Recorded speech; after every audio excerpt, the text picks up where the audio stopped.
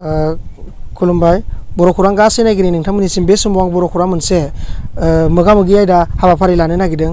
बेयाव जाफुंसार जानो हानाय सासे आबादारि बोरमा फिनानै जाफुंसार जानो हानाय रुप'यि ओनसोल बरगावनि करण सिं मसाहारि बिथांनाव जों माखासे बोरमा फिनायनि आदब आरो जाफुंसारनानै माखासे आयदाफोरखौ जों बर' खौरांनि गेजेरजों जों बिथांनिफ्राय मिथिनानै लानो नागिरदों। बर' खौरां जानाय गिबियावनो नोंथांखौ बरायनाय जाबाय। खुलुमबाय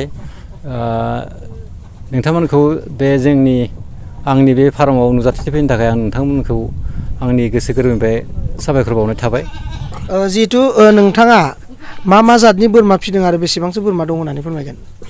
आं दा आंनि जिखिनि बोरमानि फार्म दं बे फार्माव जाहैबाय जातआ जाहैबाय मोनबा जात जायो।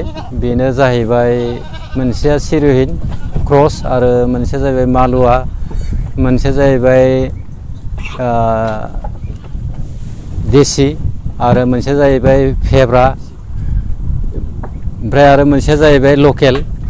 बे मोनबा जातखौ आं फिसिनाय जादों।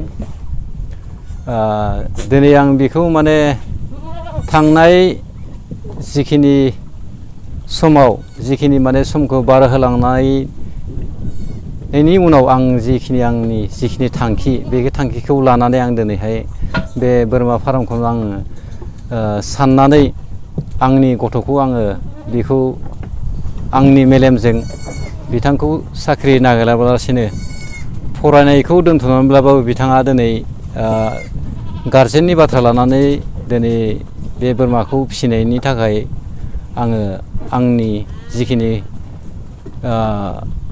बे गथ'खौ आङो साबायखर बावो। बेसेबांसो बोरमा दङ नोंथांनि बे फार्माव? आंनि फार्माव दा दङ जाहैबाय 65टा बोरमा दं आरो बे 65टानि सिगाङाव आङो फानखांबाय मथा मथि 80नि सायाव आं फानखांबाय।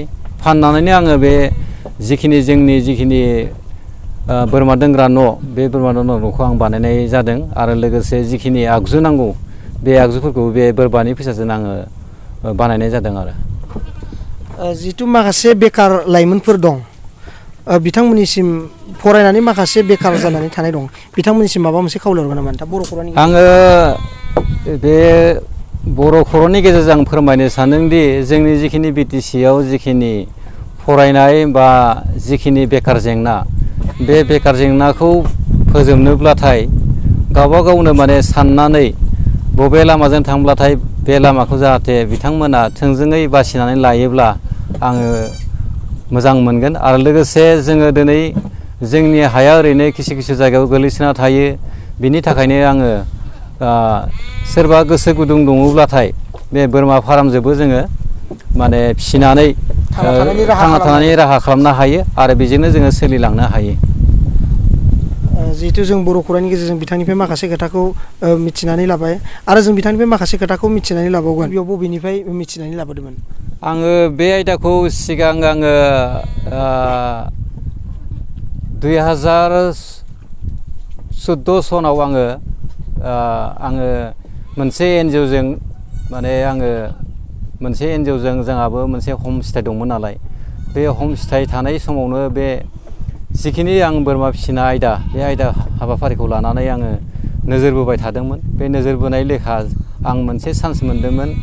मोनसे अरण्य NGOजों आं थांफानानै जोंनि आसामनि कार्बि आलं, बे कार्बि आलंआव आङो सप्ता मोननै थाहैदोंमोन। बे सप्ता मोननै थाहैनायाव आङो बे कार्बि आलंआव आङो बे बोरमा फार्मखौ नुबोनानै आंनि गोसोजों माने ओरैबायदि आं गोसो होनानै आं बे फार्मखौ नायदोंमोन। बे फार्म नायनायजों लोगोसे आङो बे मालिकजों आं मोगा-मोगि जालायदोंमोन। बे मोगा-मोगियाव बिथाङा आंखौ बोसोन होदो, नोंसिनाव जायगा दंब्लाथाय बे बोरमा फार्मखौ बानायनो हायो होननानै बिथाङा आंखौ बोसोन होदो। बे बोसोन होनाय लेखा आङो बे बोरमा फार्मखौ आं बानायनाय जादों। बिथांनिफ्राय जों माखासे खोथाखौ जोङो मिथिनानै लाबाय।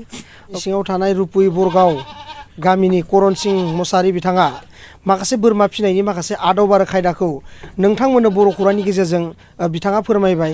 जिहेथु बोरमा फिनानैबो माखासे थांना थानायनि राहा लामाखौ लानो हायो, बेफोर माखासे आयदामानिखौ बिथाङा जोंनि बर' खौरांनि गेजेरजों फोरमायबाय।